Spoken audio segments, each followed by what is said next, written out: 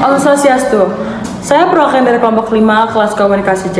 Saya dan teman-teman saya akan memaparkan materi perihal agama Hindu. Oke, selanjutnya kita akan masuk ke poin pertama, yaitu poin ajaran kebajikan di dalam agama Hindu. Dalam konsep ajaran Hindu, kebahagiaan hanya akan terwujud jika adanya hubungan harmonis antara manusia dengan Tuhan, manusia dengan manusia, dan manusia dengan alam.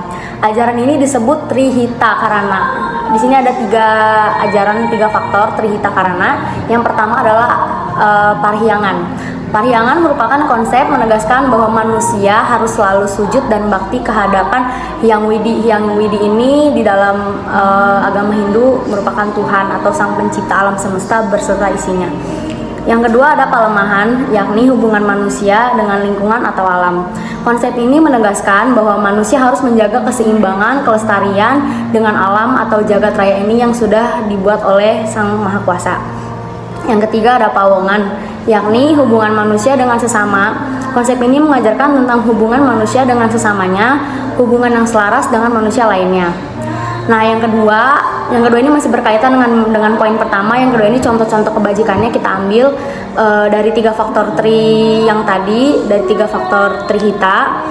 Yang pertama adalah dari konsep parhyangannya ini, contohnya itu seperti kita melaksanakan ajaran-ajaran yang sudah tertera dalam kepercayaan mereka, melaksanakan kegiatan upacara keagamaan, membangun tempat sembahyang, menjauhi larangan-larangan yang ada, dan selalu mengucap syukur atas nikmat yang diberikannya. Yang kedua ada palemahan, yakni hubungan manusia dengan lingkungan atau alam.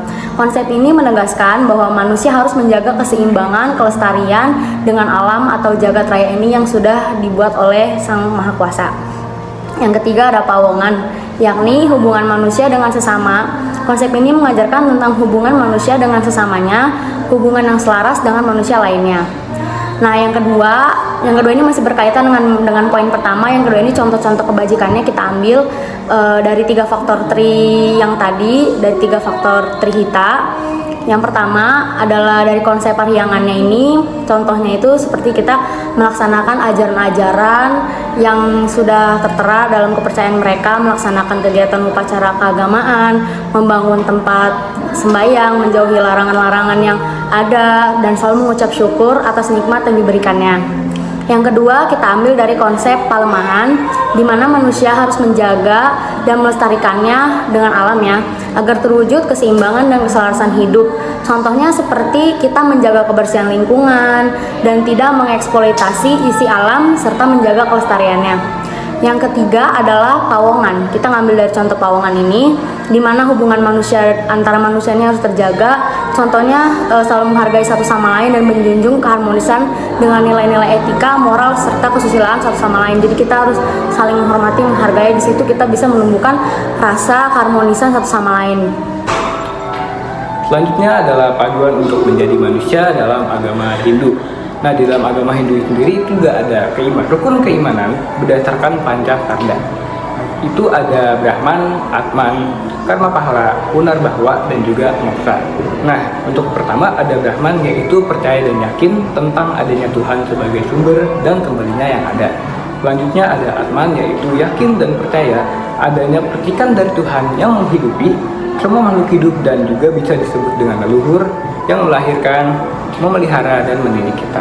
Selanjutnya ada juga yang namanya Karma Pahala, yaitu yakin dan percaya tentang adanya buah dari perbuatan apa yang telah kita lakukan, baik itu baik ataupun buruk. Selanjutnya ada juga Punarbahwa, yakin dan percaya akan adanya reinkarnasi atau kelahiran yang berulang-ulang berdasarkan perilaku yang telah kita lakukan, baik atau buruk. Selanjutnya terakhir ada Moksha, yaitu yakin dan percaya tentang adanya kebebasan dari Tuhan dari belenggu. Selanjutnya tuh ada peranan agama Hindu dalam kehidupan keseharian. Dalam agama Hindu ada yang namanya Kalpala seperti yang sudah dijelaskan tadi. Nah, umat beragam Hindu pun jadi mengetahui lebih dalam mengetahui hukum karma dan pahala, yaitu tentang apa yang kita lakukan, maka ada sebabnya sesuai dengan apa yang kita tuai. Di sini juga kita mengajarkan untuk mengenai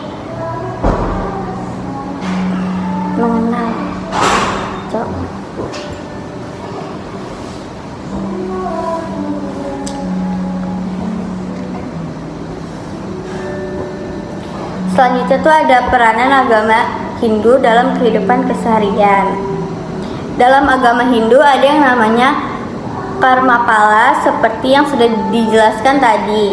Nah, umat beragama Hindu pun jadi mengetahui lebih dalam mengenai hukum karma dan pahala, yaitu tentang apa yang kita lakukan maka ada sebabnya sesuai dengan apa yang kita tuai.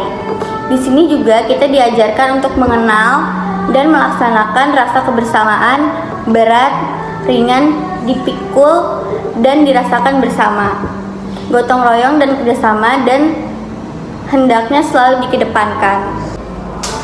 Oke, jadi di sini saya akan membahas tentang fungsi agama Hindu dalam negara.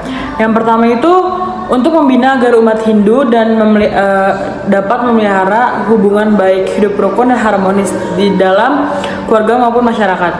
Terus yang kedua itu ada untuk membina agar umat Hindu selalu bersikap dan bertingkah laku yang baik kepada setiap orang tanpa pandang bulu. Terus untuk membina agar umat Hindu dapat menjadi manusia yang baik dan berbudi luhur. Yang terakhir itu ada untuk menghindarkan adanya hukum riba, di mana masyarakat yang kuat selalu menindas yang lemah. Sekian, terima kasih.